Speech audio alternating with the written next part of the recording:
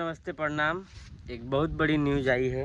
बाबा खान ने मांगा माफ़ी और बाबा खान ने अपने आप को सोचा, उसको लगा कि मैं बुरा हूँ, गलत कर रहा हूँ। विशाल सिंह से मिलकर और बोला कि पवन भैया बहुत अच्छे हैं, मैं उनसे मिलना चाहता हूँ।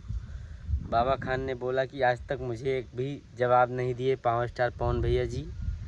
और बाबा खान ने माफ़ी मांगा और ये भी बोला कि मैं चाहता हूँ कि जो पावर स्टार पवन सिंह के फ़ैन हैं वो अब हमको गाली न दें और ना मुझे ट्रोल करें।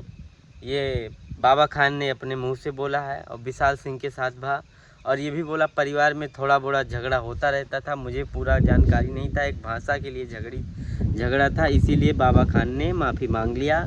और बाबा खान ने बोला कि मैं पावर स्टार पवन सिंह से मिलना चाहता हूँ और मुझे बहुत अच्छे लगते हैं। और विशाल सिंह के साथ मुंबई में विशाल सिंह से मुलाकात हुई उनकी।